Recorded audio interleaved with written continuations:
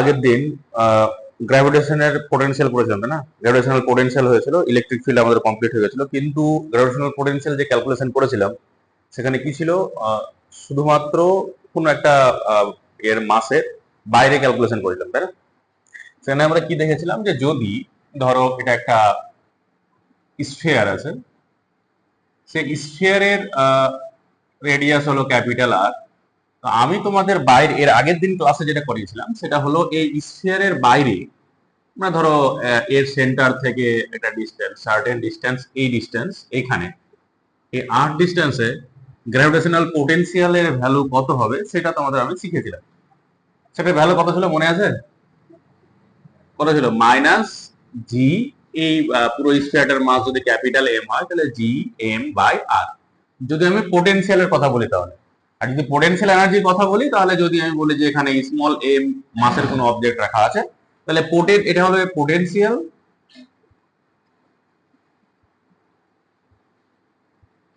আর potential এনার্জির কথা যদি বলি তাহলে minus G M M by R. তাহলে এটা হচ্ছে পোটেনশিয়াল এনার্জি। তাহলে বুঝতে পারছি পোটেনশিয়াল এনার্জি টেস্ট মাস যেটাকে আমরা বলছি আর কি, তারপর ডিপেন্ড করছে।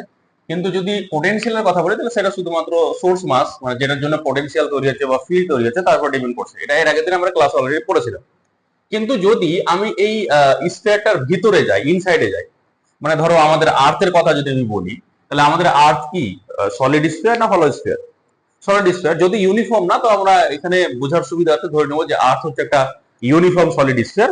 তাহলে ইউনিফর্ম সলিড স্ফিয়ারের ক্ষেত্রে গ্র্যাভিটেশনাল পোটেনশিয়ালের ইনসাইডে গ্র্যাভিটেশনাল পোটেনশিয়ালের ভ্যালু কি হবে সেটা আমরা এবার দেখব। তো এবার কথা হলো যে এটা, তো এবার ধরো যেটা এখন করাতে যাচ্ছি সেটা হচ্ছে গ্র্যাভিটেশনাল পোটেনশিয়াল, গ্র্যাভিটেশনাল পোটেনশিয়াল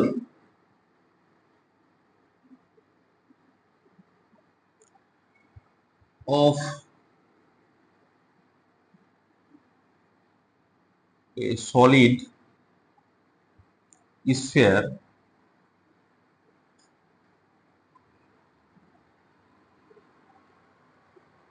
একটা গ্র্যাভিটেশনাল সলিড স্ফিয়ারে গ্র্যাভিটেশনাল পোটেনশিয়াল আমরা বের করছি। কোথায় বের করছি?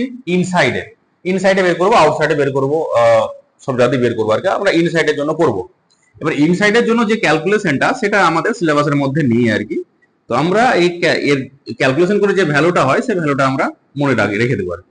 ধরো এটা হচ্ছে একটা সলিড স্ফিয়ার। সলিড স্ফিয়ার বলতে পারি এটাকে, ধরো আমাদের ভাবতে পারি আর্থ, ভাবতে পারি মুন, ভাবতে পারি। আমরা বোঝার সুবিধাতে ধরছি এটা সলিড স্ফিয়ার, যেটা কিনা আর্থ হতে পারে, মুন হতে পারে, কিছু একটা হতে পারে। এর রেডিয়াস হচ্ছে আমি ক্যাপিটাল আর। এতক্ষণ অব্দি যে কোনো প্রবলেমের ক্ষেত্রে আমি ধরে এসেছি ক্যাপিটাল আর হচ্ছে রেডিয়াস। এবার আমি চাইছি এর ইনসাইডে, ইনসাইড মানে হচ্ছে ধরো এই পয়েন্টে, তাহলে এই পয়েন্টটা মানে এর সেন্টার থেকে এটার ডিস্টেন্স হচ্ছে স্মল আর। তাহলে ইনসাইড যেহেতু, তাহলে আমরা এখানে লিখতে পারি যে এই আরটা, স্মল আরটা ক্যাপিটাল আর থেকে ছোট। তাহলে এটা হচ্ছে actually inside, inside the sphere. তাহলে স্ফিয়ারের মধ্যে আমরা পোটেনশিয়াল ক্যালকুলেশন করছি। তো ভিতরে যে কোনো পয়েন্টে সেন্টার থেকে আর ডিস্টেন্সে যদি স্ফিয়ারটার ভিতরে হয় তার জন্য ফর্মুলা হচ্ছে, এটা লিখে নাও আর কি, পোটেনশিয়ালের ফর্মুলা ভি ইনসাইড।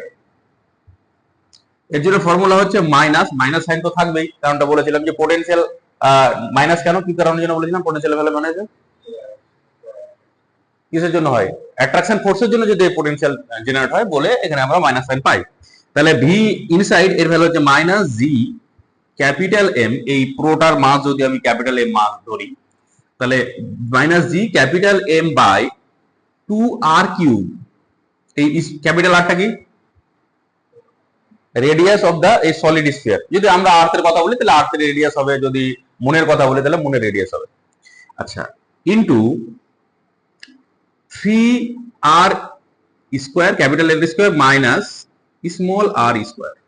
এটা হচ্ছে আমাদের ইনসাইডে পোটেনশিয়াল ক্যালকুলেশন করার ফর্মুলা। যদি পোটেনশিয়াল এনার্জির গল্প বলে তাহলে টেস্ট মাস যেটা থাকবে তার মাসটা আমরা এখানে মাল্টিপ্লাই করে দেবো, তাহলে পোটেনশিয়াল এনার্জির গল্প পেয়ে যাবো। এবার আমরা যদি এখান থেকে বের করতে চাই যে সেন্টারে, তাহলে সেন্টারে পোটেনশিয়ালের ভ্যালু কত, তা সেন্টারে যেতে গেলে এই স্মল আর এর ভ্যালু কত হয়ে যাবে, 0 হয়ে যাবে। তাহলে অ্যাট দ্য সেন্টার, তাহলে ভি অ্যাট দ্য সেন্টার, তাহলে পোটেনশিয়াল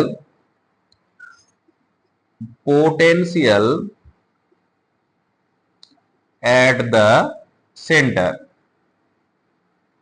of solid sphere, এটা হচ্ছে সলিড স্ফিয়ার এসএস দিয়ে লিখলাম।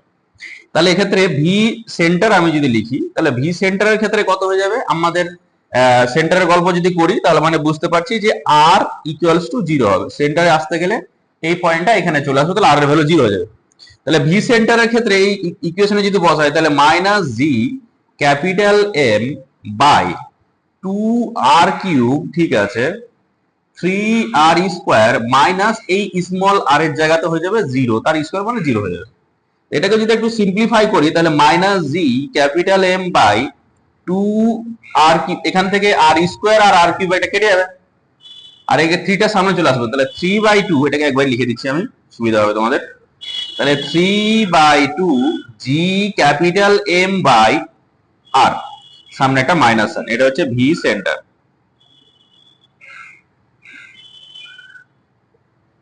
আচ্ছা, এবার ভি সারফেসের ক্ষেত্রে কি হওয়া উচিত, আমরা যেহেতু পড়েছিলাম এটা ফর্মুলা, তাহলে সারফেসের ক্ষেত্রে কি হওয়া উচিত, G M by capital R হওয়া উচিত, তাই না?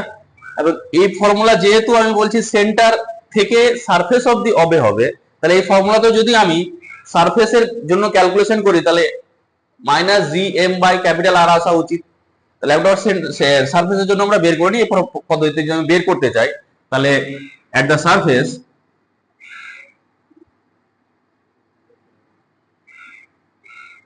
অফ সলিড স্ফিয়ার, যে কোনো ক্ষেত্রে একই ঘটে আর কি, সলিড স্ফিয়ার হোক হলি স্ফিয়ার হোক, তার জন্য ফর্মুলা একই দাঁড়ায় আর কি। তাহলে সেক্ষেত্রে যদি সারফেসের গল্প করি, তাহলে সারফেস মানে কি, এখান থেকে এটা, তাহলে স্মল আর এর ভ্যালু কত হয়ে যাবে, ক্যাপিটাল আর হয়ে যাবে। তাহলে সারফেসের ক্ষেত্রে তাহলে হয়ে যাবে small r equals to capital R. তাহলে V surface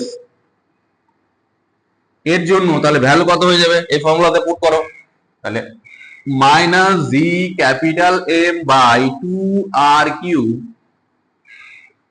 3r square minus আবার আর স্কোয়ার, যেহেতু ক্যাপিটাল আর আর স্মল আর ভ্যালু সেক্ষেত্রে সমান হয়ে যাবে।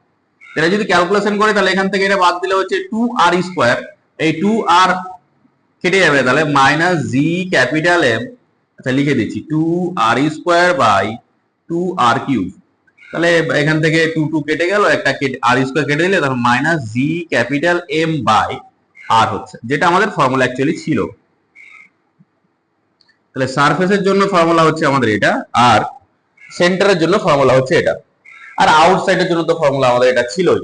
আচ্ছা, এবার আমার কোশ্চেন হলো যে এখানে তাহলে আমি যদি গ্রাফ ড্র করতে চাই, তাহলে গ্রাফটা কেমন হবে, এটা হচ্ছে আমাদের ইম্পর্টেন্ট জায়গা।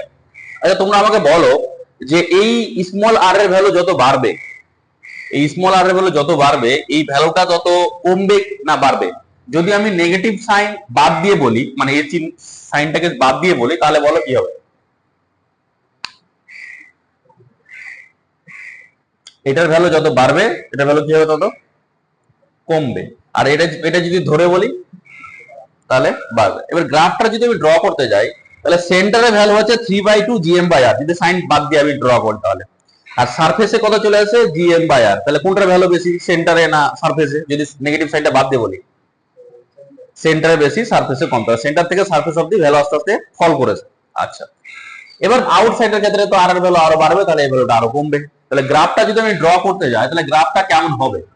তাহলে আমি ধরো এটাকে দুভাবে আমরা ড্র করতে পারি, যদিও আমরা যেটা নর্মালি সাধারণত হয় সেটা এখন করছি।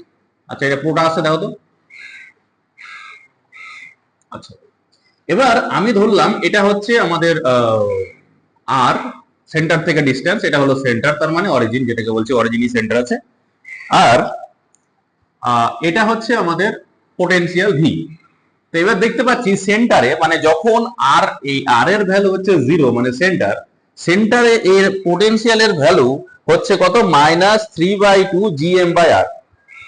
তাহলে আমি মাইনাস সাইনটা বাদ দিয়ে ড্র করছি, তার মানে মাইনাস সাইনটা বাদ দিয়ে যদি ড্র করি, তাহলে আমার এটা হচ্ছে সেন্টারের ভ্যালু, যেটার ভ্যালু হচ্ছে 3/2 G capital M by R, এটা হলো সেন্টারের ভ্যালু। আর সারফেসের ভ্যালু কি হবে? এটা যদি আমি বলি যে সারফেস মানে আর ইকুয়াল টু এটা, তার মানে এখানে ভ্যালুটা কি হয়ে যাবে? GM by R. তাহলে এখান থেকে ভ্যালুটা ফল করে এরকম, সরি, আস্তে আস্তে ফল করে এরকম ধরনের জায়গাতে আসলো, হয়েছে। এবার তারপরে আউটসাইড চলে গেল। আউটসাইডের জন্য গ্রাফ আমরা এর আগে দিন করেছিলাম। তাহলে আউটসাইডের জন্য গ্রাফ কি হবে? যেহেতু 1/r আছে, তাহলে কি হবে?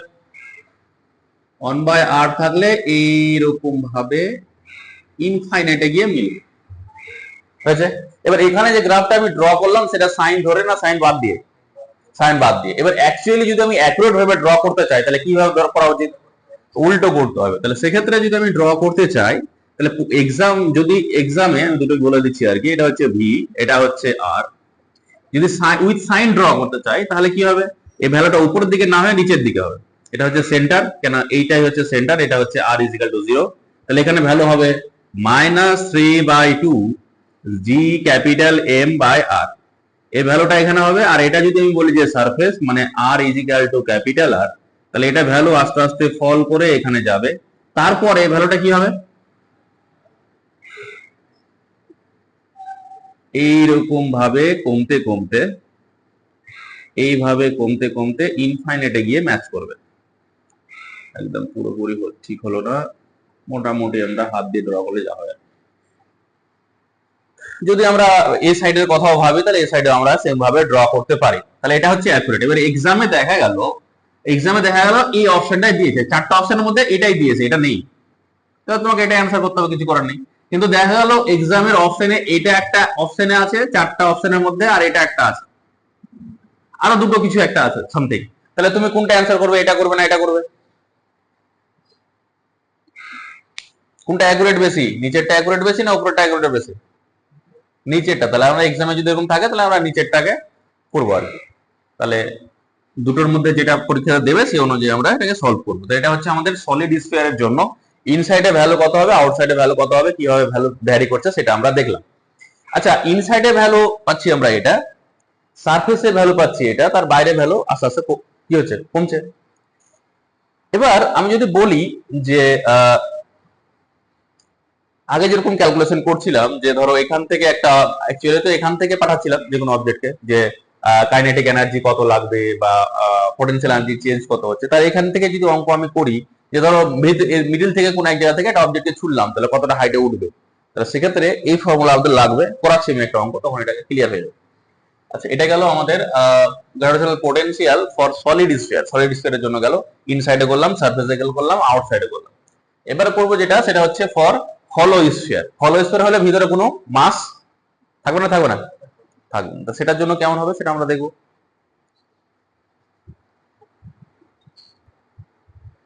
এবার আমরা যেটা করছি সেটা হচ্ছে গ্র্যাভিটেশনাল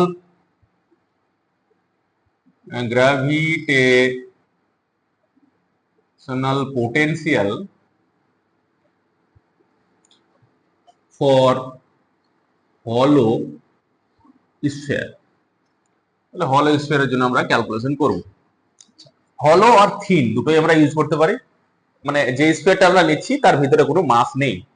ধরো এক্সাম্পল স্বরূপ এটা হচ্ছে একটা স্ফিয়ার, যার বলতে পারি যে এই যে দাগটা দিয়েছি সে দাগটাতেই শুধু মাস আছে, ভিতরে কোনো মাস নেই। থিন স্ফিয়ার বলতে পারি বা হলো স্ফিয়ার দুটোই আমরা ল্যাঙ্গুয়েজ ইউজ করতে পারি। আচ্ছা, এবার এর ভিতরে কি হবে?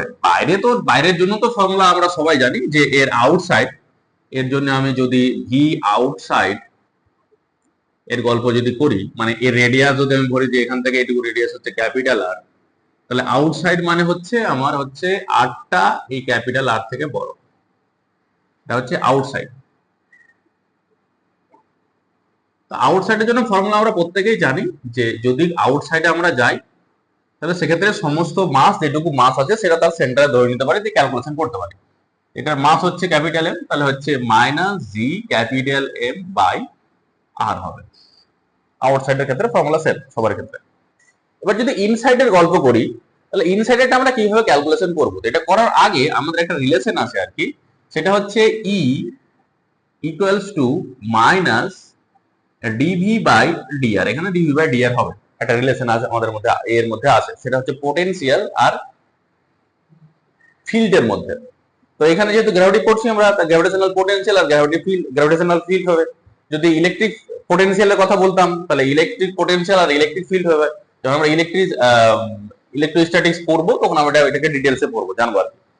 এবার কথা হলো যে যদি যখন আমরা এটা করেছিলাম, হলো স্ফিয়ার করেছিলাম, তখন আমি বলেছিলাম যে ইনসাইডে কোনো ফিল্ড থাকে না, থাকে না, থাকে, থাকে না। তাহলে ইনসাইডে যদি ফিল্ড না থাকে তাহলে আমরা এখন যেটা করছি সেটা হচ্ছে ইনসাইড। ইনসাইড মানে হচ্ছে আরটা, এইখান থেকে যে সেন্টার থেকে যে ডিস্টেন্স আর, এটার কথা যদি আমি বলি সেটা হচ্ছে ক্যাপিটাল আর থেকে ছোট। তাহলে এই আরটা ক্যাপিটাল আর থেকে ছোট। তাহলে ইনসাইডের ক্ষেত্রে যদি বলি তাহলে ইনসাইডে কি হচ্ছে, আমরা দেখলাম যে ই ইনসাইড এর ভ্যালু হচ্ছে 0।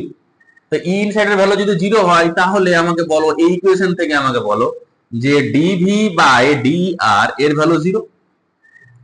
এটা যদি 0 হয় তাহলে ডিভি ইকুয়ালস টু 0, তাই না? এই ইকুয়েশন থেকে আমরা পাচ্ছি ডিভি ইকুয়াল টু 0। আর ডিভি ইকুয়ালস টু 0 হওয়া মানে কি, ভি ইকুয়ালস টু কি, কনস্ট্যান্ট। কনস্ট্যান্ট না হলে তার ডিফারেন্সিয়েশন কি করে 0 হলো, মানে এর ভ্যারিয়েশন, ভি এর ভ্যারিয়েশন 0, তার মানে কি বিটা তাহলে অ্যাকচুয়ালি কি কনস্ট্যান্ট। আচ্ছা, ভি এর ভ্যালু কনস্ট্যান্ট মানে বুঝাচ্ছে যে এই স্ফিয়ারটার ভিতরে যে কোনো জায়গাতে ভি এর ভ্যালু কি হবে, কনস্ট্যান্ট থাকবে। এবং সেই কনস্ট্যান্ট ভ্যালুটা কি, সেই কনস্ট্যান্ট ভ্যালুটা অ্যাকচুয়ালি তার মানে এখান থেকে বোঝাচ্ছে এর ভিতরে যে কোনো জায়গাতে সেম। তার মানে দেখো এখানে ফটোর দিকে দেখাও, তাকাও, এই জায়গাতেও যা ভি এর ভ্যালু, এখানেও সেম, এখানেও সেম, এখানেও সেম, এখানেও সেম। কারণটা হচ্ছে এই যে ফর্মুলাটা সেটা কত দূর অবধি অ্যাপ্লিকেবল, সেটা হচ্ছে সারফেস অবধি। তাহলে আমরা বুঝতে পারছি এটার ভ্যালু কনস্ট্যান্ট এবং সেটা অবশ্যই সারফেসের যে ভ্যালুটা তার সাথে কি হবে, সেম হবে। এবার আমি যদি বলি যে এটা হচ্ছে এটা, তাহলে আমি যদি বলি সারফেসটা আগে লিখে দিচ্ছি আমি, তাহলে সারফেস মানে হচ্ছে small r is equal to capital R. তাহলে সারফেসের জন্য ফর্মুলা কি হবে, এখানে আমরা স্মল আর এর ক্যাপিটাল আর পুট করে দেবো। তাহলে ভি সারফেস এর জন্য ভ্যালু কত হবে, minus G capital M by capital R. যেটা সারফেসের ভ্যালু সেটাই কোথায় হবে, ইনসাইডে ভ্যালু হবে। তাহলে ইনসাইডের ভ্যালু তাহলে কি হবে, ভি ইনসাইড এর ভ্যালুটা হয়ে যাচ্ছে ভি সারফেসের, যেটা ভি সারফেস, এবং সেই ভ্যালুটা হচ্ছে minus G M by R. এটা খুব ইম্পর্টেন্ট একটা জিনিস যে সেলের ভিতরে গ্র্যাভিটেশনাল পোটেনশিয়ালের ভ্যালু সব জায়গাতে কি হয়, কনস্ট্যান্ট হয়। এটা আমাদের যখন ইলেকট্রোস্ট্যাটিক্স পড়বো তখন এটা খুবই কাজে লাগবে, খুবই জরুরি, তখন এই কনসেপ্টটা খুব বেশি দরকার পড়বে। আচ্ছা, এখানে যদি আমি গ্রাফ ড্র করতাম তাহলে গ্রাফটা কেমন হতে বলো দেখি। এখানে দুরকম গ্রাফ আমরা ড্র করতে পারি, একটা হচ্ছে উইথ সাইন, একটা উইথআউট সাইন। তাহলে প্রথমে যেটা ড্র করছি সেটা উইথআউট সাইন দিয়ে ড্র করছি আমরা। তাহলে এবার যদি আমি সাইন ছাড়া ড্র করি তাহলে সেক্ষেত্রে কি হবে গ্রাফটা, ইনসাইডে তো ভ্যালু কনস্ট্যান্ট, চেঞ্জ হবে না।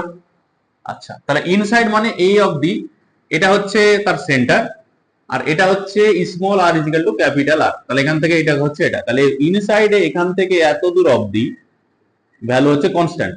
সে ভ্যালুটা কত, যেটা তার সারফেসে ভ্যালু ছিল, মানে এখান থেকে এইটুকুর ভ্যালু যদি আমি বলি তাহলে সেই ভ্যালুটা হবে minus G M by R, minus G capital M by R, বুঝছে? আর আউটসাইডের কথা যদি বলি তাহলে আউটসাইডের ক্ষেত্রে 1 বাই আর আকারই ভ্যারি করছে। তাহলে 1 বাই, কি বলছো,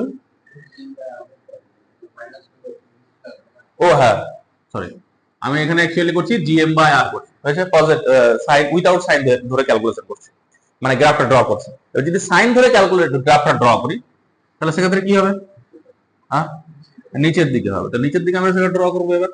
তাহলে এটা হচ্ছে আমার পোটেনশিয়াল ভি, এটা হচ্ছে রেডিয়াস আর। তাহলে যদি সাইন ধরে ড্র করি তাহলে এটা হচ্ছে তার সেন্টার, যেহেতু তার এখানে ভ্যালু, আর এটা হচ্ছে তার সারফেস, তাহলে R is equal to capital R. তাহলে এখানে ভ্যালু আমরা কি পাচ্ছি, তাহলে এটা যদি আমি করি তাহলে এখান থেকে এটা কনস্ট্যান্ট, মানে ইনসাইডে কনস্ট্যান্ট, তারপরে ভ্যালুটা আস্তে আস্তে কমতে কমতে কমতে ইনফাইনাইটে গিয়ে 0 হবে। তাহলে গ্রাফটা আমাদের এরকম হবে। যদি এটা আমি উইথ সাইন ধরে ক্যালকুলেশন করি তাহলে এখান থেকে এইটুকুর ভ্যালু হবে, এখান থেকে এইটুকুর যে ভ্যালুটা সেটা হয়ে যাবে minus G capital M by R. তো এক্সামে যদি এবার দুটোই অপশন থাকে তাহলে আমরা নিচেরটা করবো, কারণ নিচেরটা বেশি অ্যাকুরেট। আর যদি অপশনে উপরেরটাই শুধু থাকে উপরেরটাই করবো। তাহলে আমাদের হলো স্ফিয়ার হয়ে গেল, সলিড স্ফিয়ারও হয়ে গেল। সলিড স্ফিয়ার ইনসাইডে আউটসাইডে সারফেসে দেখলাম, হলো স্ফিয়ারের ইনসাইডে আউটসাইডে এবং সারফেসে দুটোই দেখলাম, এবং গ্রাফটা আমরা ড্র করলাম।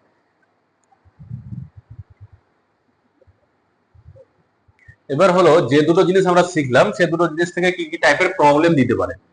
ধরো প্রথম যেটা শিখেছিলাম সেটা হচ্ছে আমাদের, এটা কোন স্ফিয়ারের কথা বলেছিলাম, সেটা হচ্ছে সলিড স্ফিয়ার।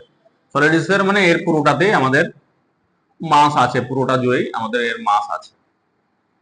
আচ্ছা এটা আঁকছি না, তো আবার ছবিটা খারাপ হয়ে যাবে। আচ্ছা এটা হচ্ছে সলিড স্ফিয়ার, এর পুরো ভিতরে পুরোটাতেই মাস আছে আমাদের।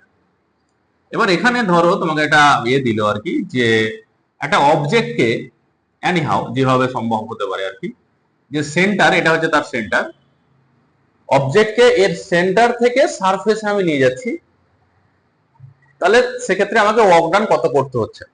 তো ধরো আমি বললাম যে আচ্ছা এটা তাহলে প্রবলেম লিখে নাও। A planet of mass capital M, a planet of mass capital M, a planet of mass capital M and radius capital R,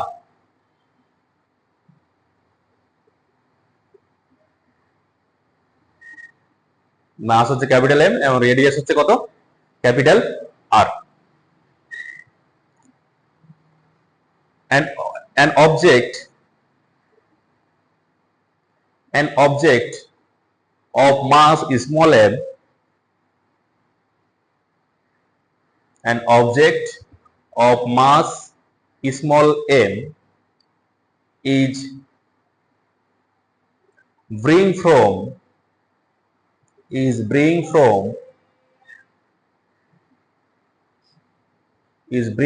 the center,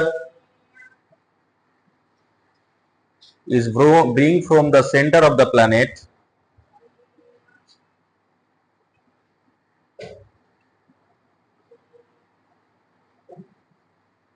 to the surface,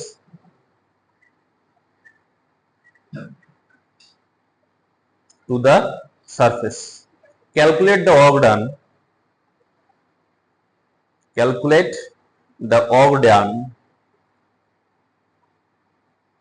for bringing the object, বা calculate the work done এত দূর অবধি লিখতে পারো। পারবে করতে?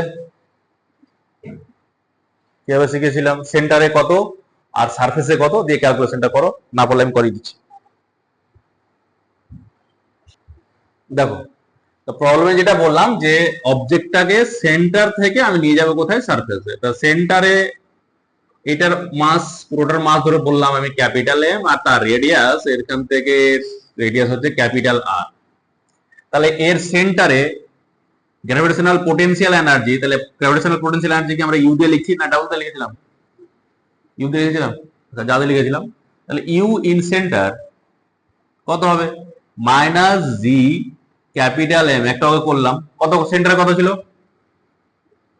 3/2 G capital M, যেহেতু potential এনার্জির কথা বলছে এবং যে অবজেক্টটা নিয়েছি তার মাস হচ্ছে স্মল এম, তাহলে G capital M small M by capital R. এটা হলো সেন্টারে, একটা করলাম, তুমি তো পরে আসলে তুমি কি করে বুঝবে, ভিডিও দেখে পরে বুঝবে। আচ্ছা সারফেসের কথা যদি বলি, তাহলে সারফেসে কত হচ্ছে, সারফেস তাহলে কত হবে, minus G capital M small M by R, তাই তো। এবার ওয়ার্ক ডান বের করতে হবে, তাহলে ওয়ার্ক ডান বের করতে গেলে আমাদের কি করতে হবে, ওয়ার্ক ডান মানে চেঞ্জ ইন পোটেনশিয়াল এনার্জি, তাহলে work done equals to change in potential energy. তাহলে কোনটার ভ্যালু বড়, উপরেরটা না নিচেরটা, কোনটার ভ্যালু বড় মনে হচ্ছে, নিচের। এখানে আছে 3/2 আছে আর এখানে তো 1 আছে, তাহলে কোনটার ভ্যালু বড়, মাইনাস আছে, কোনটার ভ্যালু বড়, এটার ভ্যালু বড়। তাহলে অ্যাকচুয়ালি ফাইনাল মাইনাস ইনিশিয়াল করতে হয় আর কি, তাহলে minus G capital M small M by R minus minus of 3/2 G capital M small M by R. তাহলে 3/2 থেকে 1 বাদ দিলে কত থাকে, হাফ থাকে, সরাসরি করে নিতে পারি আমরা। কোথায় 8টা জিরো হবে, হ্যাঁ সেন্টারে কেন 8টা জিরো হবে? সেন্টারের জন্য তো ফর্মুলা, স্পেশাল ফর্মুলা এটাই। একটা করলে না তুমি, দেখো খাওয়াতে। মেন ফর্মুলা ছিল কত? মেন ফর্মুলা একটা বড় ইকুয়েশন ছিল না, এই যে ভুলে গেলে এখনই, minus G capital M by 2r³ 3r² minus r², যে সেন্টারে গিয়ে ক্যালকুলেশন করলাম না, যে এটার ভ্যালু যদি 0 পুট করি তাহলে এটা হচ্ছে 3/2 gm/r। আচ্ছা, তাহলে এটা হচ্ছে আমার সেন্টারে, এটা হচ্ছে সারফেসে। যদি আমি ডিফারেন্স নিই এটা, এটা কত হবে? Minus G capital M small M by R, মাইনাসে মাইনাসে plus 3/2 G capital M small M by R, মানে 3/2, 1.5 থেকে 1 বাদ দিয়ে দাও, তাহলে কত হলো? হাফ থাকবে। তাহলে আসবে G capital M small M by R, 2r হয়ে যাবে অ্যাকচুয়ালি। এটা হবে ওয়ার্ক ডানের ভ্যালু।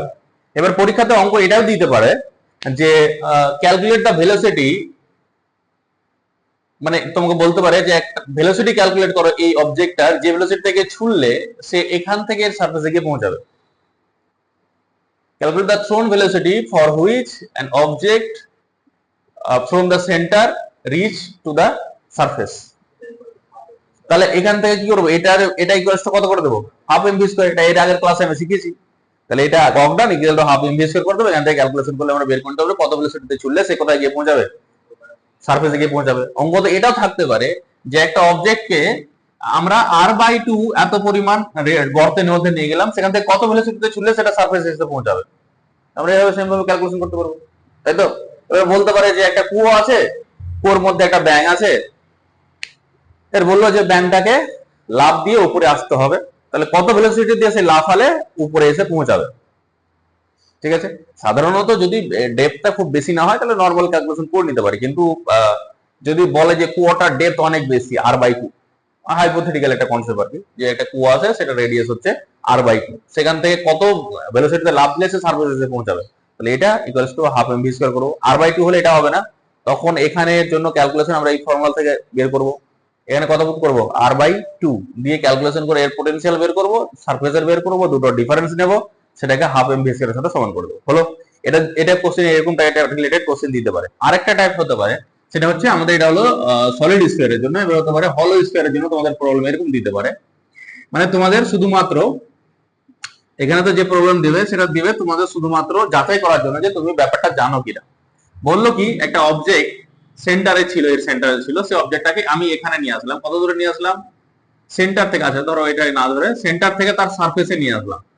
সেন্টার থেকে কোথায়? সারফেসে। তাহলে ওয়ার্ক ডানের ভ্যালু কত হবে? বলো কি হবে, বলো দেখি।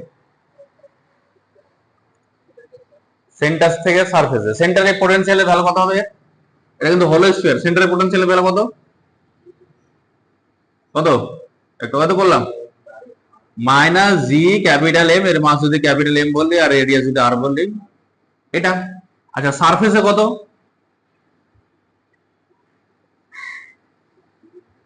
সারফেসে কোনটা? এটাই তো। তাহলে সারফেসে যা হয় ইনসাইডে যে কোনো পয়েন্টে এটাই হয়, তার না? কি বুঝতে পারছি এখানে কোনো অর্ডার করতে হবে? অর্ডার করতে হবে না। পরীক্ষাতে এটাও জিজ্ঞাসা করতে পারে যে সেন্টার থেকে আমি r/2 তে নিয়ে গেলাম, অর্ডার হবে না? হবে না?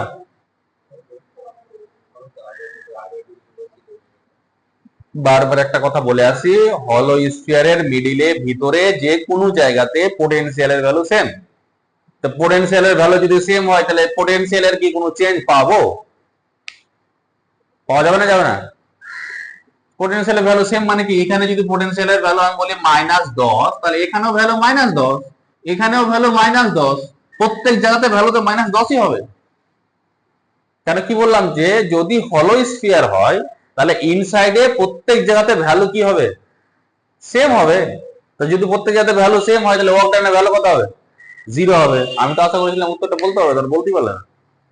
বললাম যে হলো স্ফিয়ারের মধ্যে যে কোনো জায়গাতে পোটেনশিয়াল বলো বা পোটেনশিয়াল এনার্জির ভ্যালু বলো সেম হবে সারফেস অবধি, তাহলে এখানে কোনো ওয়ার্ক ডান করতে হবে না। এটা দিতে পারে পরীক্ষাতে কনসেপচুয়াল জায়গায়। হয়েছে, বোঝা গেছে? তাহলে এরকম দুরকম টাইপের প্রবলেম দিতে পারে, এটা থেকে আমরা ক্যালকুলেশন করে বের করবো।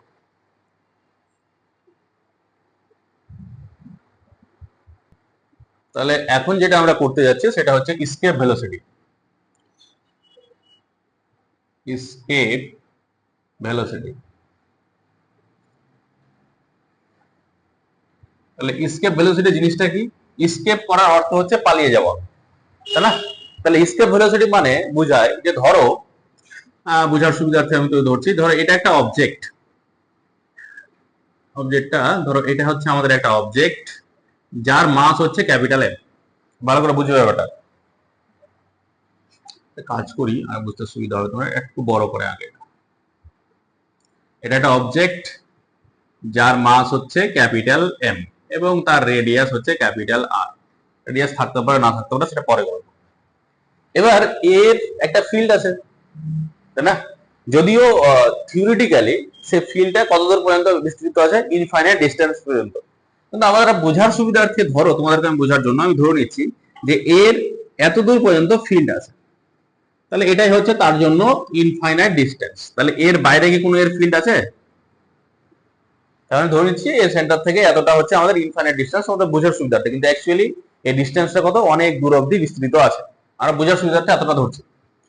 এবার একটা অবজেক্টকে যে ভেলোসিটিতে ছুড়লে, যে ভেলোসিটিতে আমি যদি অবজেক্টটাকে ছুড়ে দিই, থ্রো করি, যাতে করে সে এইখান থেকে এর ফিল্ডের বাইরে চলে যেতে পারে, সেটাকে আমরা বলছি স্কেপ ভেলোসিটি। যেরকম পোটেনশিয়ালে যখন ডেফিনেশন আমরা লিখছিলাম, ইনফাইনাইট থেকে কোনো একটা অবজেক্টকে ফিল্ডের মধ্যে আনতে যে পরিমাণ আউট ডান করতে হচ্ছিল, তাহলে এবার হচ্ছে স্কেপ ভেলোসিটি কি হচ্ছে? তার উল্টো প্রসেস। ফিল্ড থেকে কোন একটা ভেলোসিটিতে ছুড়লে সে কি হবে? এর ফিল্ডের বাইরে চলে যাবে, সেই ভেলোসিটি যে ভেলোসিটিতে ছুড়লে বাইরে চলে যাবে, সেটা হচ্ছে স্কেপ ভেলোসিটি। এরকম এর জন্য কোনো রেস্ট্রিকশন নেই যে সেক্ষেত্রে এর সারফেস থেকে একে ছুটতে হবে। এর সারফেস থেকে ছুটতে পারে, এর ভিতরের কোন একটা জায়গা থেকেও ছুটতে পারে। এর সারফেস থেকে আমি একটা এমন একটা হাইট যেটার ভ্যালু হচ্ছে এইচ, এই এইচ হাইট থেকে ছুটতে পারে, যা এমন ভেলোসিটিতে ছুটছি যাতে করে সে কোথায় চলে যেতে পারে? পৃথিবীর বলা, পৃথিবী বললেও হবে, বা যে কোনো প্ল্যানেটের কথা বলতে পারি। তাহলে এখান থেকে ধরো এমন ভেলোসিটিতে ছুটছি যাতে করে এ তার কোথায় চলে যেতে পারে? ফিল্ডের বাইরে। তাহলে এই যে ভেলোসিটি, যে ভেলোসিটিতে ছুড়লে এটা ঘটবে, সেটাকে বলছি স্কেপ ভেলোসিটি। যেহেতু স্কেপ ভেলোসিটি, ওই জন্য ভি সাফিক্সে ই দিয়ে লিখছি। তাহলে স্কেপ ভেলোসিটি হচ্ছে ভি সাফিক্সে ই। তাহলে স্কেপ ভেলোসিটি কি? Minimum velocity by which an object is thrown from the field to কোথায়? Outside the field.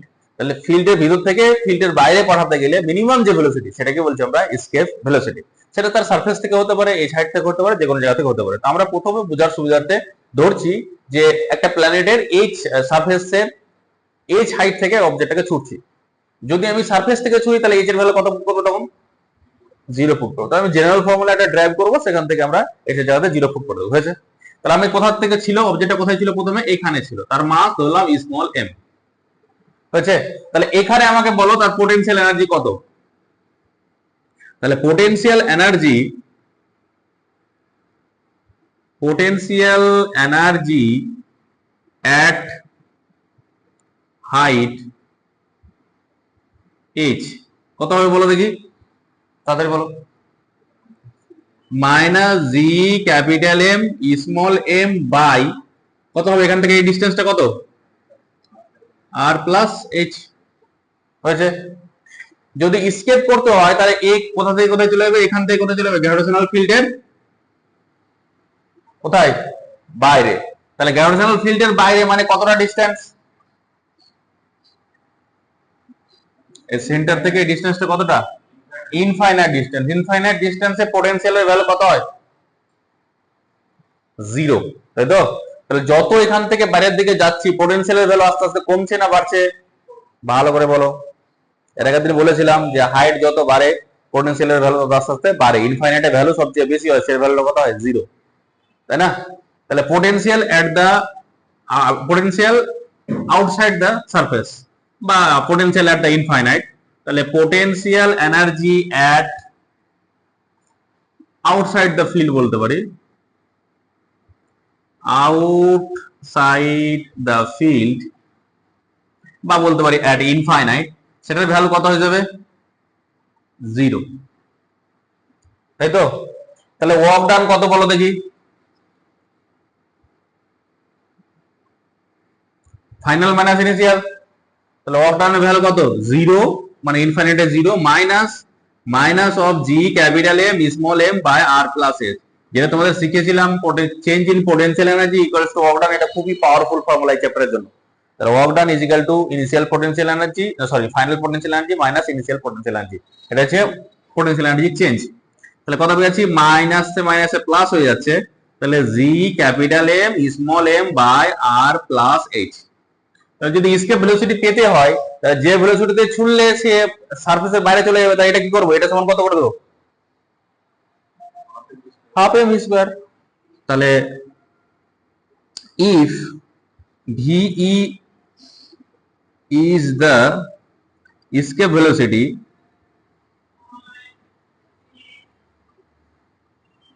তাহলে কি হবে, হাফ এম ভি স্কয়ার, মানে কাইনেটিক এনার্জি যেটা আছে সেটার সাথে এটা সমান করে দেবো, G capital M small M by R plus H, মানে এই পরিমাণ ওয়ার্ক ডান সে কাইনেটিক এনার্জি সাহায্যে করবে। তাহলে এখান থেকে স্মল এ এম কেটে দিলাম আমরা, তাহলে V E equals to 2 G capital M by R plus H তারপরে রুট ওভার, এটাই হচ্ছে স্কেপ ভেলোসিটির জেনারেল ইকুয়েশন। কত হাইট থেকে ছুড়েছে এটা, এই হাইট থেকে ছুড়েছে। এবার যদি আমি বলি যে সারফেস থেকে ছুড়বো, তাহলে সেক্ষেত্রে কি হবে, তাহলে escape velocity from the surface, তাহলে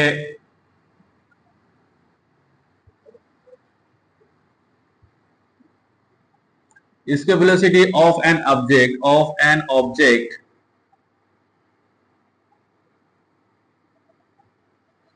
thrown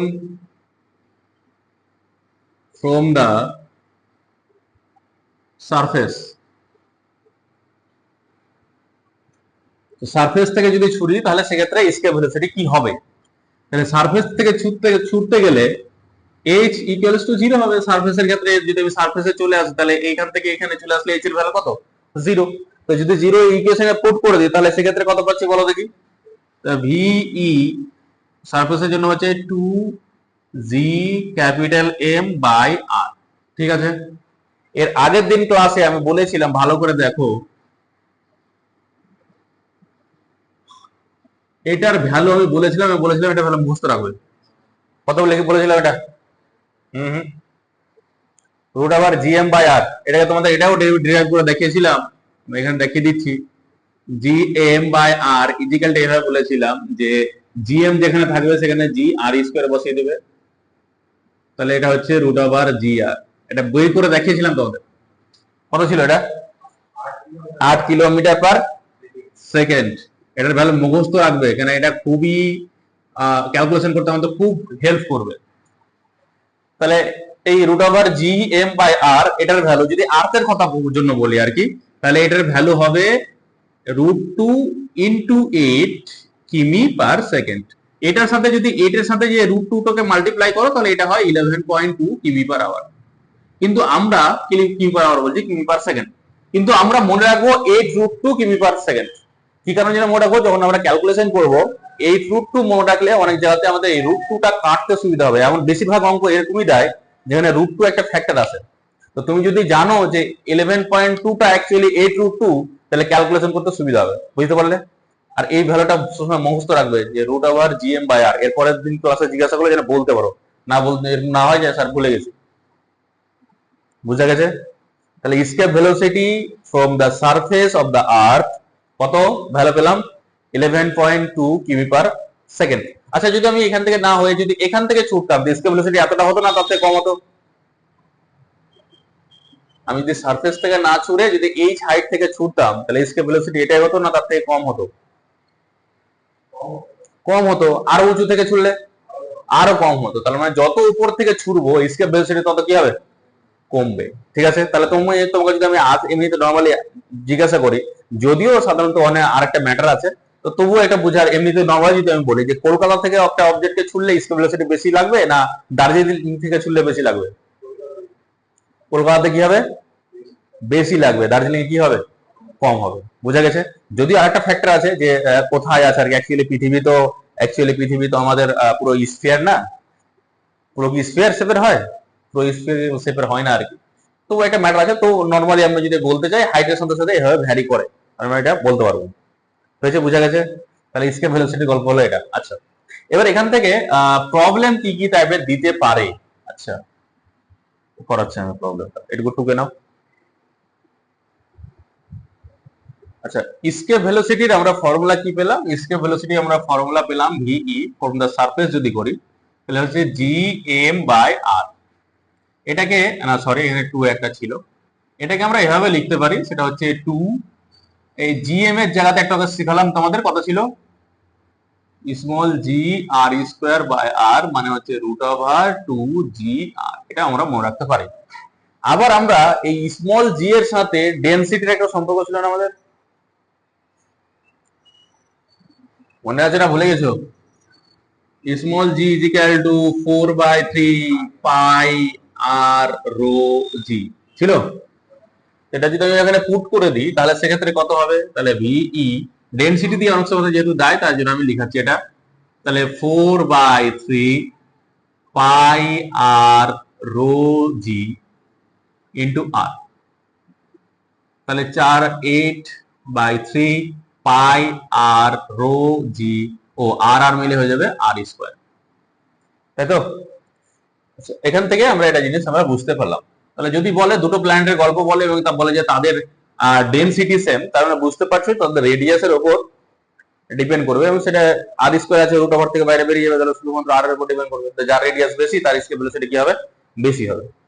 এটা একটা টাইপের দিতে পারে, দুটো প্ল্যানেটের মধ্যে কম্পেয়ার দিতে পারে, যে প্ল্যানেটের একটা ডেনসিটি এটা, একটা ডেনসিটি এটা, এবং একটার মাস এটা, একটার মাস এটা, তাহলে সরি একটা ডেনসিটি এটা, একটা ডেনসিটি অন্য একটা কিছু, এই রেডিয়াস এত, ওর রেডিয়াস এত, এত গুণ, তাহলে এর স্কেপ ভেলোসিটি এত হলে ওর কত হবে, এটা দিতে পারে। বা এরকম টাইপেরও দিতে পারে যে এই ফর্মুলা থেকে জিএম বাই আর, এখান থেকেও দিতে পারে যে এর মাস মানে আর্থের মাসের তুলনায় ওই প্ল্যানেটের মাস এত গুণ, এবং তার রেডিয়াসের তুলনায় ওই প্ল্যানেটের রেডিয়াস এত গুণ, তাহলে আর্থের স্কেপ ভেলোসিটি যদি এত হয় তাহলে ওই প্ল্যানেটে কত। আচ্ছা, একটা প্রবলেম লিখে নাও, লিখো মাস and radius, mass and radius, mass and radius of moon, mass and radius of moon is, mass and radius বলেছে না, তাহলে ইজ হবে না আর হবে, আর মাস প্রথমে বলেছে না, তাহলে 1/81, 1/81 and 1/4 times, 1/4 times mass of 1/4 times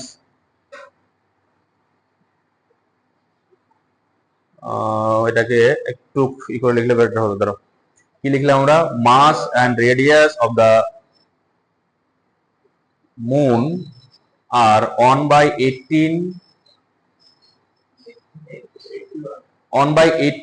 time 1/81 and 1/4 times of mass and radius of the earth, mass and radius of the earth।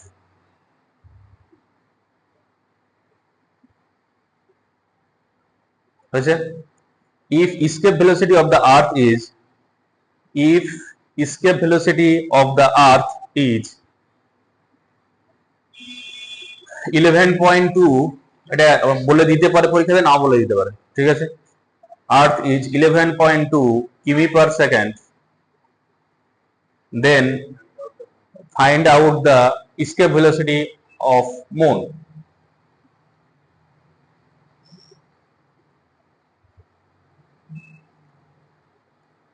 তার মানে আমি যেটা বললাম সেটা হচ্ছে মাস অফ দ্য মুন, সেটা হচ্ছে আর্থের যা মাস তার কত টাইমস, 1/81 টাইমস, এটা একটা বললাম। আর একটা বললাম রেডিয়াস অফ দ্য মুন, এটা হচ্ছে এর আর্থের যা রেডিয়াস তার 1/4 টাইমস, তাই তো? এবার বললাম যে যদি escape velocity of the earth এর জন্য যদি 11.2 হয় তাহলে escape velocity for moon কত হবে। তাহলে আমরা কোনটা ইকুয়েশন থেকে বের করবো, যেহেতু মাস এবং রেডিয়াস আছে তাহলে আমরা এই ইকুয়েশন থেকে বের করবো, এই ইকুয়েশন থেকে ক্যালকুলেশন করো। তোমরা পেরে গেলে তো খুব ভালো, না হলে আমি করাচ্ছি, আশা করা যায় পেরে যাবে। এই দেখো, যেহেতু আমরা দেখতে পাচ্ছি যে এসকেপ ভেলোসিটি প্ল্যানেটের মাসের উপর ডিপেন্ড করছে আর রেডিয়াসের সাথে ইনভার্সলি প্রপোর্শনাল, তাহলে আমি যদি বলি যে এসকেপ ভেলোসিটি অফ মুন বা এসকেপ ভেলোসিটি অফ আর্থ, তাহলে কি হবে বলো দেখি? √2, ওগুলো লিখবো না, 2g a 2g, এগুলো তো কনস্ট্যান্ট, কেটে যাবে তো, ছোট বাচ্চার মতো জিনিস করলে হবে? মুনের মাস বসবে, তাহলে মাস অফ মুন, যেহেতু এর সাথে মাসের সাথে সমানুপাতিক, তাহলে মাস অফ মুন হবে, এখানে মাস অফ আর্থ হবে, হয়েছে? তো মাস অফ আর্থকে আমি এখানে কি দিয়ে লিখেছি? এম দিয়ে লিখেছি, তাহলে এখানে এম লিখে দরকার নাই, ফালতু ঝামেলা করে। এবার রেডিয়াসের সাথে কি সম্পর্ক আছে? ব্যস্ত অনুপাতিক, তাহলে এখানে বসবে আর্থের রেডিয়াস, আর্থের রেডিয়াসকে এখানে আর দিয়ে লিখেছি, ওই জন্য আর ই লিখলাম না। এখানে বসবে আমাদের মুনের রেডিয়াস, হয়ে গেল গল্প শেষ, হয়েছে? এখানে ভ্যালু পুট করবো, এখান থেকে যদি আমি ক্যালকুলেশন করি অ্যাকচুয়ালি, আর এটা বাই, যদি আমি এটার ভ্যালু বের করি এই ইকুয়েশন থেকে, তাহলে কত হবে বলো দেখি? এটা বাই এটা, 1/81 হবে, তাই না? আর এটার ক্ষেত্রে যদি আমি ওখানে কি লাগবে, আমার r/r লাগবে, তাহলে r/r যদি বের করতে যাই সেটা কত হবে? 4 হবে। এবার এটা এখানে পুট করে দাও, আর কিছুই তো ঝামেলা নাই এখানে। এটার ক্ষেত্রে ভ্যালু পাচ্ছি 1/81, আর এটার ক্ষেত্রে ভ্যালু পাচ্ছি কত?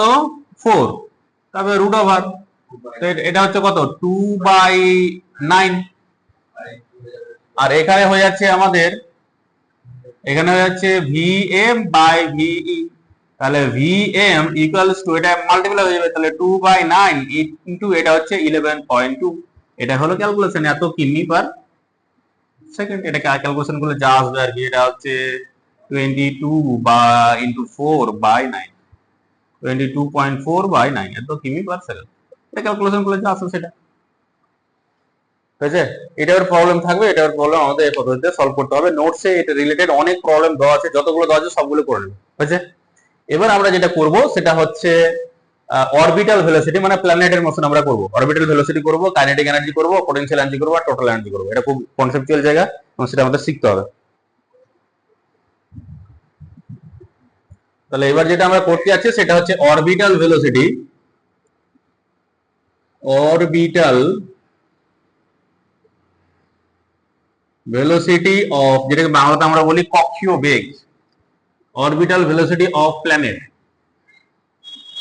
তো তোমরা বলতে পারো স্যার প্ল্যানেটের অরবিটাল ভেলোসিটি শুধু হবে? তো ব্যাপারটা একটু বুঝে নাও। ধরো যদি আমি বলি যে এটা হচ্ছে আমাদের সান,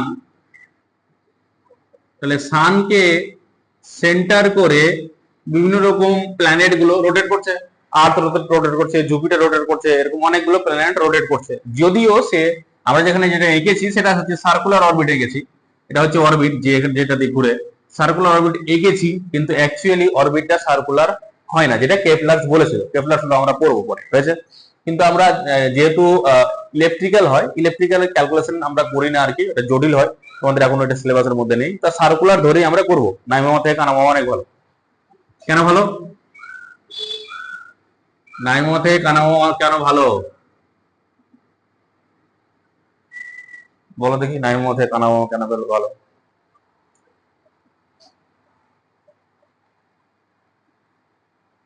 মামা নেই সেখান থেকে কানামামা ভালো কেন? কানামামার পকেট থেকে টাকা চুরি করা যায়, তাই না?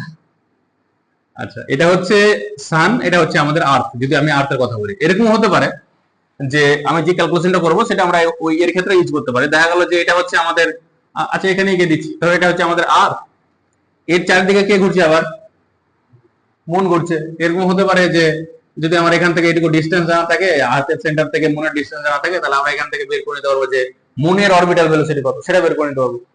ঠিক আছে? তারপর আমরা এরকম ব্যাপার নেই যে প্ল্যানেটের জন্য শুধুমাত্র করবো, আমরা এর ক্ষেত্রে মনের ক্ষেত্রে বের করে নিতে পারি, বা জুপিটারের যে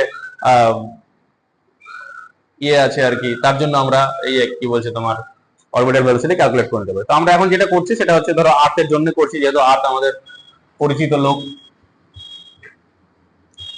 তাহলে এটা হচ্ছে আমাদের, তাহলে এটা হচ্ছে সান, এটা হচ্ছে আর্থ, ভালো করে আঁকি বেটার, এটা হচ্ছে আর্থ, এবং সান আর আর্থের জন্য এটা অ্যাপ্লিকেবল সেটা না, বললাম একটু আগে বললাম, সেটা হচ্ছে সান আর্থের জন্য যেরকম ভাবে আমরা অ্যাপ্লাই করতে পারি, আর্থ মুনের জন্য অ্যাপ্লাই করতে পারি, অন্য প্ল্যানেটের জন্য সেম ভাবে অ্যাপ্লাই করতে পারি। এই সানের মাস হচ্ছে ক্যাপিটাল এম আর এই আর্থের মাস হচ্ছে স্মল এম ধরো। ও আচ্ছা, একটা জিনিস বলতে ভুলে গেলাম, তোমাদের যখন স্কেপ ভেলোসিটি আমি পড়ালাম সেখানে স্কেপ ভেলোসিটির ফর্মুলাতে কি ছিল, V E is equal to root over 2 GR, এটা দিয়ে লিখতে পারি, বা root over 2 G M by R। আচ্ছা, এখানে কি কোথাও যে অবজেক্টটাকে ছুটছি তার মাস আছে? তাহলে স্কেপ ভেলোসিটি যে অবজেক্টটাকে ছুড়বো তার উপর ডিপেন্ড করবে। তার মানে তোমরা বোঝাতে চাইছো, বা আমি এই ফর্মুলা বোঝাতে চাইছি, এই পেনটাকে ইনফাইনাইটে পাঠাতে গেলে যে ভেলোসিটি লাগবে, এটা হাতিকে ইনফাইনাইটে পাঠাতে গেলে সেম ভেলোসিটি লাগবে। এটা কি করে হতে পারে? এটা হওয়া সম্ভব?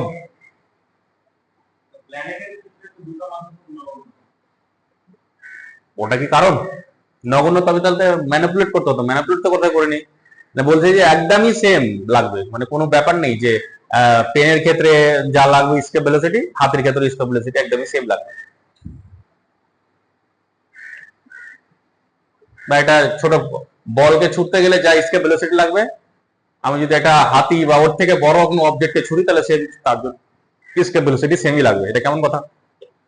তোমাদের কি মনে হয়, কি হওয়া উচিত? হাতির জন্য বেশি লাগা উচিত, পেনের জন্য কি লাগা উচিত? কম লাগা উচিত। কিন্তু ব্যাপারটা হচ্ছে তোমাদের মাথার ভিতরে যেটা চলছে সেটা হচ্ছে স্কেপ ভেলোসিটি চলছে না, তোমার মাথার ভিতরে যেটা চলছে সেটা হচ্ছে কাইনেটিক এনার্জি চলছে। মানে এটার মাস কম, তার মানে এর জন্য এনার্জি কম লাগবে, ওটার মাস বেশি, ওর জন্য এনার্জি কি লাগবে? বেশি লাগবে, মানে এনার্জিটা কম বেশি লাগবে, কেন তাদের মাস কি ডিফারেন্ট। এর মাস কম, তাহলে এর কাইনেটিক এনার্জি কত হবে? হাফ এম বি স্কয়ার কম হবে। হাতের মাস বেশি, তাহলে কাইনেটিক এনার্জি কি হবে? বেশি হবে। কিন্তু দুটোর ভেলোসিটি কি লাগবে? সেম লাগবে। মানে কি দুটোকে ওই ভেলোসিটি মানে 11.2 কিমি পার আওয়ার দিতে পেনের ক্ষেত্রে যতটা কাইনেটিক এনার্জি লাগবে, হাতের ক্ষেত্রে তার থেকে এনার্জি কি লাগবে? বেশি লাগবে। এটা কিন্তু খুব ইম্পর্টেন্ট জায়গা, এবং পরীক্ষাতে কোশ্চেন জিজ্ঞাসা করে যে স্কেপ ভেলোসিটি থ্রোন অবজেক্টের উপর ডিপেন্ড করে কিনা, একটা উত্তর হলো করে না। তাহলে যদি পেনের মাস এত হয়, হাতির মাস এত হয়, এলিফ্যান্টের মাস এত হয়, তাহলে দুটোর কি স্কেপ ভেলোসিটি সেম হয়? অবশ্যই সেম হবে। কাইনেটিক এনার্জি সেম হবে কি?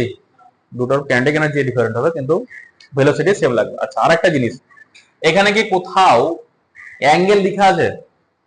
অ্যাঙ্গেল মানে ব্যাপারটা হচ্ছে এরকম, এটা হচ্ছে আমাদের আর্থ, আর্থের আমি ধরো এটা হচ্ছে এর বিভিন্ন রকম ল্যাটিটিউড আছে, বললাম যে এই ল্যাটিটিউড থেকে ছুড়লাম, তাতে করে কি স্কেপ ভেলোসিটি আলাদা হবে নাকি হবে? ল্যাটিটিউডের উপর ডিপেন্ড করছে? আছে এখানে ফর্মুলাতে ল্যাটিটিউড আছে? ল্যাটিটিউডের উপর ডিপেন্ড করবে? করবে না। আরেকটা কোশ্চেন, যে একটা অবজেক্টকে ভালো করে দেখো, এটা খুব ইম্পর্টেন্ট একটা জায়গা, একটা অবজেক্টকে আমি এখান থেকে এর সোজা ছুড়লাম, এইভাবে ছুড়লাম, কেউ এভাবে ছুড়লো, কেউ এভাবে ছুড়লো, স্কেপ ভেলোসিটি আলাদা হবে নাকি হবে? একই হবে। স্কেপ ভেলোসিটি তার উপর ডিপেন্ড করবে না, থ্রোন অ্যাঙ্গেলের উপর ডিপেন্ড করবে না। প্রত্যেকটা পয়েন্ট নোটসে লেখা আছে, এবং ভালো করে লিখে নেবে, আমি বলে দিলাম যদিও।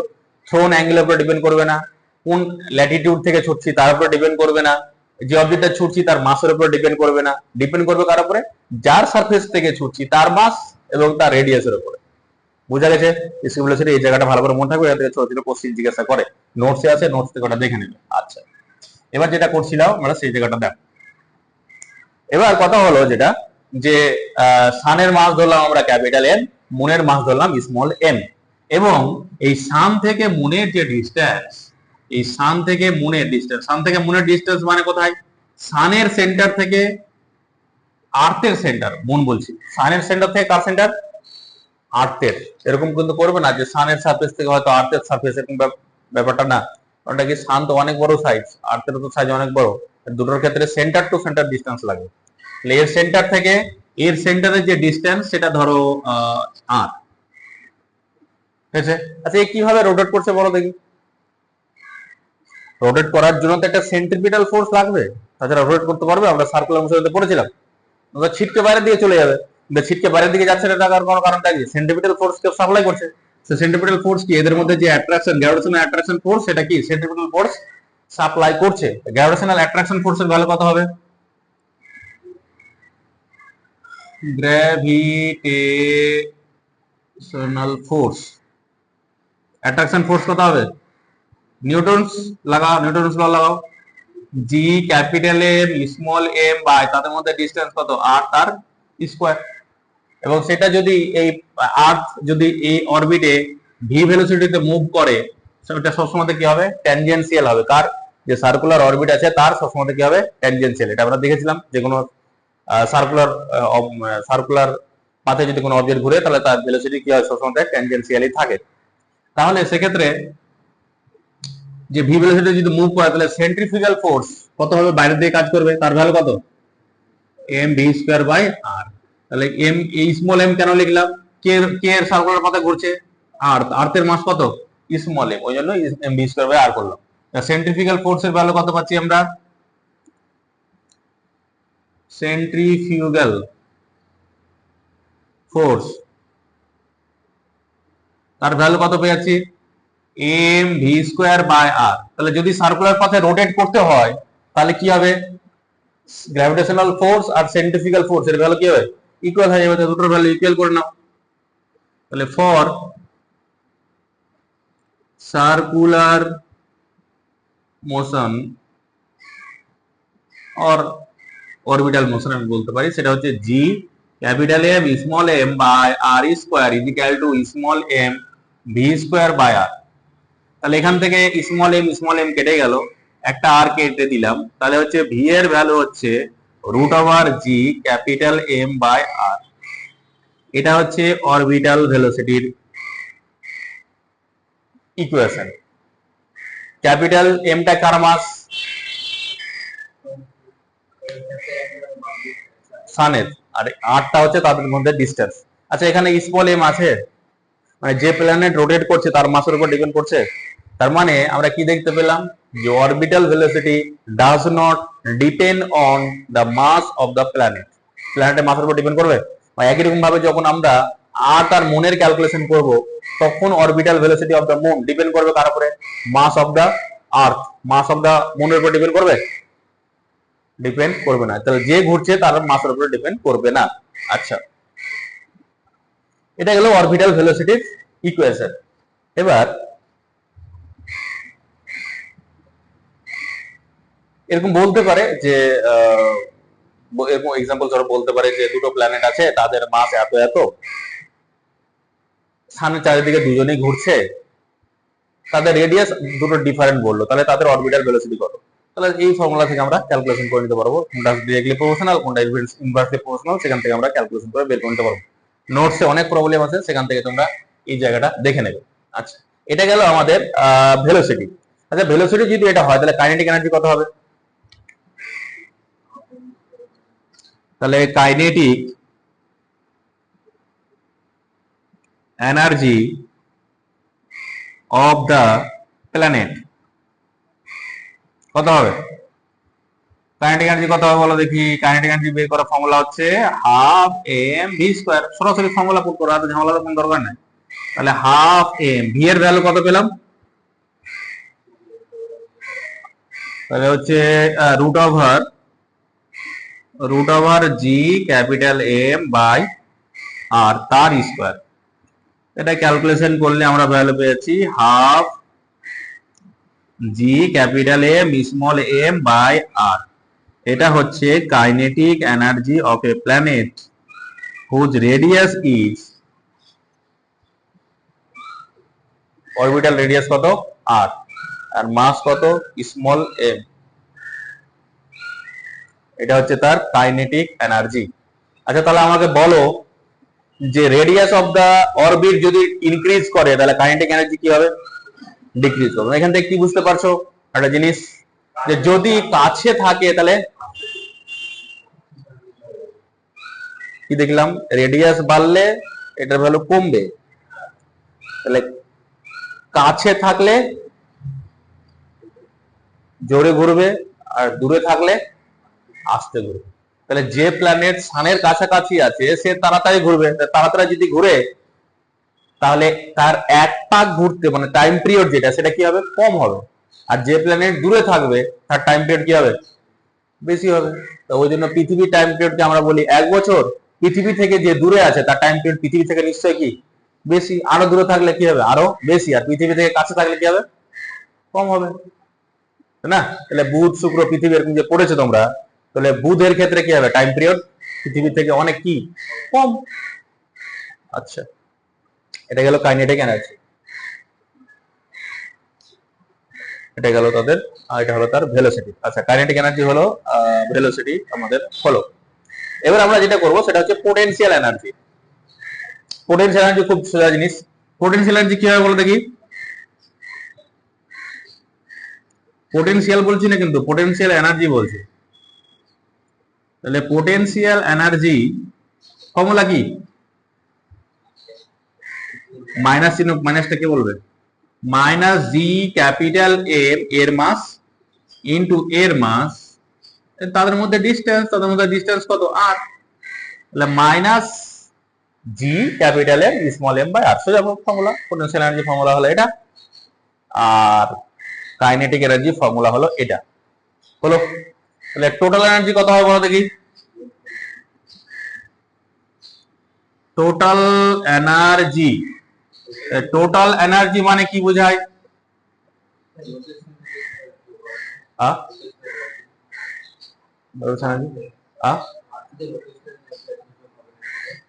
হ্যাঁ, ভালো কথা বলেছো যে আর্থের তো স্পিড মোশন আছে, তাই না? আর্থের একটা স্পিড মোশন আছে, তাহলে আর্থের একটা মানে অ্যাকচুয়ালি যখন পড়ছিলাম আমরা, যে তোমাদের রোটেশনাল মোশন যখন পড়েছিলাম, মানে একটা অবজেক্টের যদি এরকম হয় যে সে অবজেক্টটা রোলিং মোশন করছে, তাহলে সেক্ষেত্রে তার স্পিন কাইনেটিক এনার্জি ছিল, কি বলছি তোমার ইয়ের লিনিয়ার কাইনেটিক এনার্জি ছিল, দুটো অ্যাড করে পাচ্ছিলাম আমরা এখানে। তাহলে তুমি যেটা বলছো তাহলে সেটা হওয়া উচিত অবশ্যই, যে কাইনেটিক এনার্জি আমরা এটা যেটা বের করলাম সেটা কি বের করলাম? এটা লিনিয়ার কাইনেটিক এনার্জি অ্যাকচুয়ালি, বা সার্কুলার কাইনেটিক এনার্জি বের করেছি। স্পিনটা ধরেছি, আর স্পিনটা ধরে ক্যালকুলেশন করি না, করলে করতে পারি কিন্তু সেটা কি হয়, জটিল ক্যালকুলেশন হবে, ওই জন্য ধরে করি না। তাহলে এই দুটোকে অ্যাড করলে আমরা কি পাবো? Total energy. টোটাল এনার্জি কি করে পাবো? তাহলে potential energy plus kinetic energy. তাহলে করো। তাহলে total energy equals to potential এনার্জির ভ্যালু কত? Minus G capital M small M by R, plus kinetic এনার্জির ভ্যালু কত পেলাম? Half G capital M small M by R. আচ্ছা, তাহলে এটা ক্যালকুলেশন করলে কত হয় বলো? এটা এখানে এক থেকে হাফ বাদ দিয়ে দাও, তাই না? জি এম বাই আর তো কমন, তাহলে কত থাকছে? Minus G capital M small M by two R, বা এটাকে এভাবে লিখো আর বেটার হবে, দেখতে ভালো লাগবে। Half G capital M small M by R. তাহলে এটা গেল আমাদের টোটাল এনার্জি, এটা হলো আমাদের পোটেনশিয়াল এনার্জি, এটা হলো আমাদের কাইনেটিক এনার্জি। এবার আমাকে বলো এই তিনটার মধ্যে রিলেশন বলো, প্রত্যেকের সাথে প্রত্যেকের রিলেশন করে আমাকে বলো। বলো এর সাথে, এটা আর এটা ভ্যালু সেম না আলাদা? সেম, কিন্তু সাইন কি আছে? ডিফারেন্ট আছে। তার মানে বুঝতে পারছি total energy equals to minus কি কাইনেটিক এনার্জি, একটা রিলেশন হলো, হয়েছে? আচ্ছা, এবার এর সাথে এর কি রিলেশন আছে? কোনটার ভ্যালু বেশি, পোটেনশিয়াল এনার্জি না কাইনেটিক এনার্জি? পোটেনশিয়ালের ভ্যালু, মানে সাইন ধরে যদি বলি তাহলে টোটাল এনার্জির ভ্যালু বেশি, পোটেনশিয়াল এনার্জির ভ্যালু কম। আর যদি আমি সাইন বাদ দিয়ে বলি, তাহলে এবার যদি আমি ক্যালকুলেশন করতে যাই, তাহলে কত হচ্ছে? তাহলে দুটোর মধ্যে কি করো, রিলেশন করো। তাহলে potential energy equals to 2 into kinetic energy, total energy. ঠিক আছে? ঠিক আছে না নাই বলো? টোটাল এনার্জিকে যদি 2 দিয়ে মাল্টিপ্লাই করি তাহলে তো পোটেনশিয়াল এনার্জি পাবো। বুঝা গেছে না জানি? ঠিক আছে? না বুঝতে পারলে এটাকে এটা দিয়ে ভাগ করে দাও, ভাগ করে দিলে GM by R, GM by R কেটে যাবে, মাইনাস মাইনাস কেটে যাবে, দুইটা আমাদের এরকম চলে আসবে। বুঝা গেছে? তার মানে কি বুঝতে পারলাম? কার ভ্যালু বেশি? পোটেনশিয়াল এনার্জির ভ্যালু বেশি, টোটাল এনার্জির তুলনায় পোটেনশিয়াল এনার্জির ভ্যালু বেশি। কত গুণ? এর থেকে দ্বিগুণ। এই দুটোর মধ্যে কোনো সাইন আছে? কারণ দুটোরই ভ্যালু যেহেতু নেগেটিভ, আলটিমেট কেটে গেছে, হয়েছে? আচ্ছা, তাহলে কার কার মধ্যে সম্পর্ক হলো? টোটালের সাথে কাইনেটিক, পোটেনশিয়ালের সাথে টোটাল, আর কার সাথে বাকি আছে? কাইনেটিক আর পোটেনশিয়াল এনার্জি, তাই না? তাহলে কাইনেটিক আর পোটেনশিয়াল এনার্জির মধ্যে রিলেশন কি হবে বলো দেখি। তাহলে কাইনেটিক এনার্জির ক্ষেত্রে হাফ একটা ফ্যাক্টর আছে, ওখানে হাফ আছে। তাহলে actually potential energy equals to minus half, sorry 2 into kinetic energy. তাহলে কাইনেটিক এনার্জির দ্বিগুণের নেগেটিভ পোটেনশিয়াল এনার্জির সাথে কি হয়ে যাবে, সমান হয়ে যাবে। বোঝা গেছে না যায়নি? গেছে? তাহলে এখান থেকে আমাকে এটা ইয়ে বলো, অ্যান্সার বলো। Potential energy is to kinetic energy is to total energy, এটা কত হবে বলো? বুঝা তো গেছে খুব, বললে মাথা খুব ঝুঁকালে, বলো কত হবে?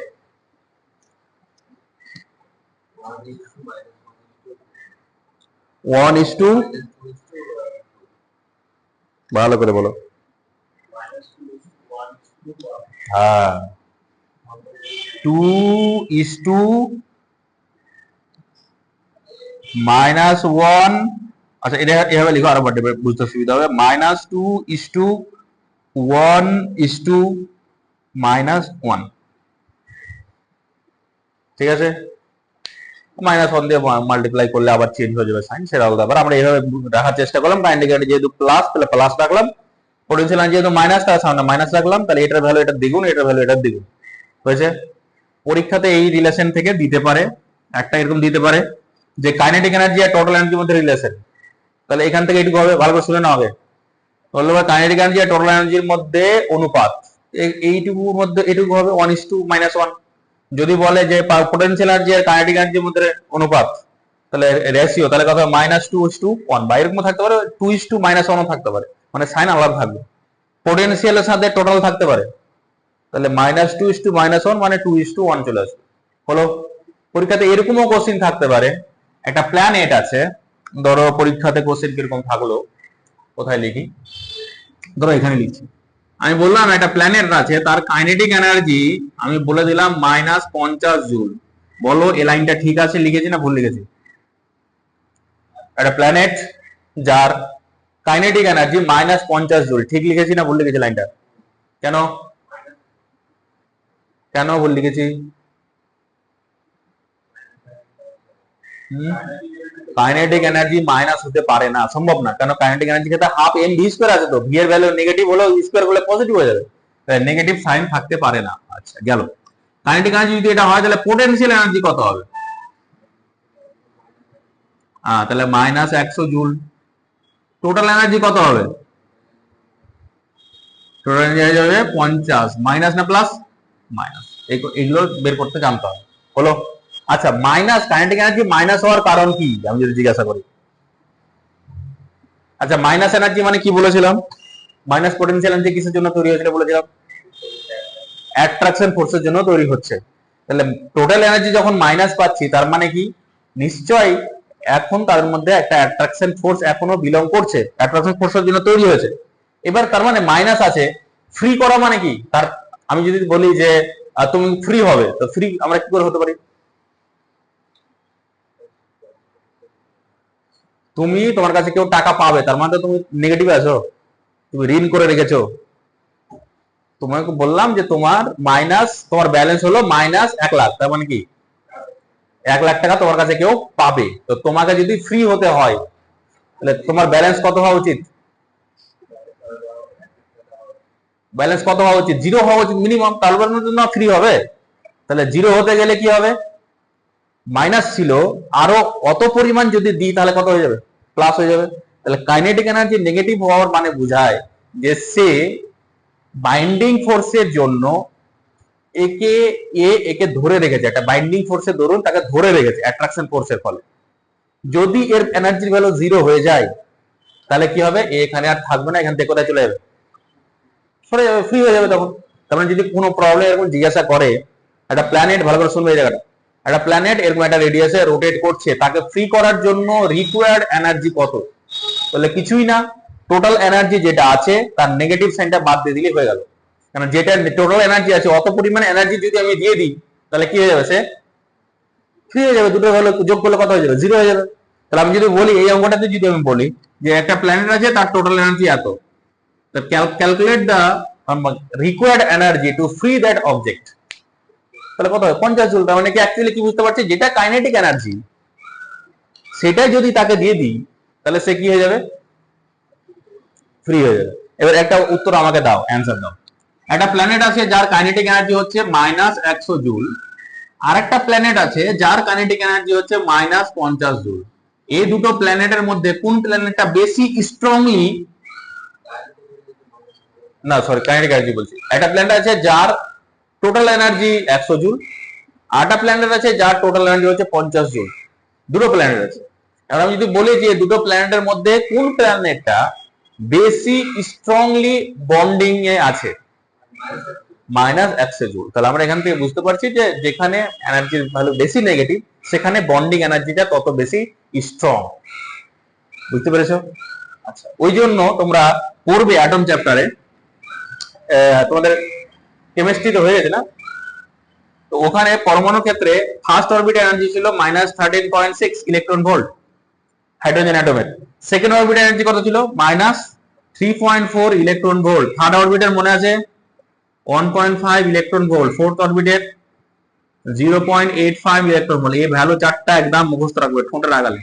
নিজের বাড়ির ঠিকানা ভুলে গেলে চলবে, এটা ভুলে গেলে চলবে না, এটা মুখস্থ থাকতে হবে একদম, তাহলে যে কোনো অঙ্ক খুব তাড়াতাড়ি করে নিতে পারবে। এবার তোমরা বলো, তাহলে ফার্স্ট অরবিট থেকে একটা ইলেকট্রন বের করা বেশি কষ্টকর না সেকেন্ড অরবিট থেকে?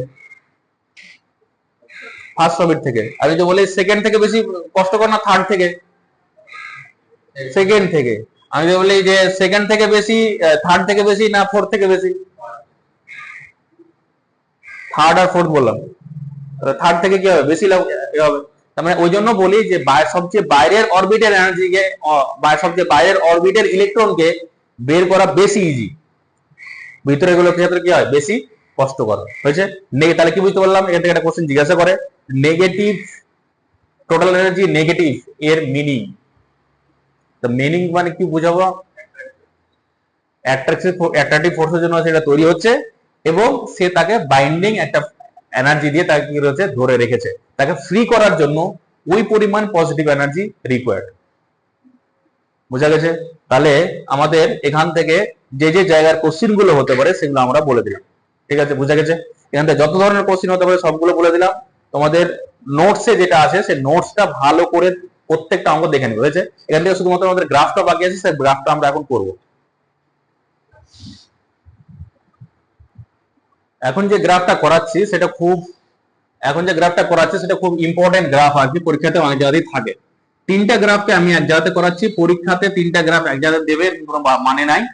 পরীক্ষাতে দেখা গেল যে এই তিনটা গ্রাফের মধ্যে দেখা গেল যে একটা দিয়েছে বা দুটো দিয়েছে বা তিনটা এক্সট্রা দিয়েছে, দেওয়ার চান্স যদিও কম, সাধারণত একটা করে দিতে পারে। আমি করছি কি, এখানে করছি যে এটা হচ্ছে আমাদের এনার্জি, সে কাইনেটিক এনার্জি হতে পারে, টোটাল এনার্জি হতে পারে, পোটেনশিয়াল এনার্জি হতে পারে। এটা হচ্ছে কি বলো দেখি, আটটা কি, কার রেডিয়াস, প্ল্যানেটের না অরবিটের?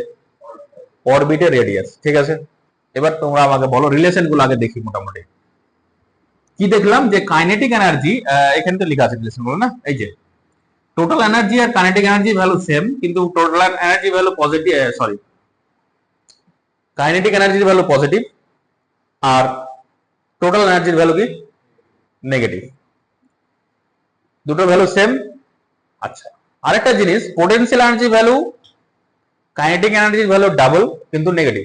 ঠিক আছে, তাহলে আমাকে বলো পোটেনশিয়াল এনার্জি ভ্যালু নেগেটিভ হলে কোন দিকে হবে গ্রাফ, নিচের দিকে। যত ডিস্টেন্স বাড়বে, যেহেতু ফর্মুলা কোনটা এটা, ডিস্টেন্স যত বাড়বে 1/r আছে, তাহলে এইভাবে আস্তে আস্তে কমবে।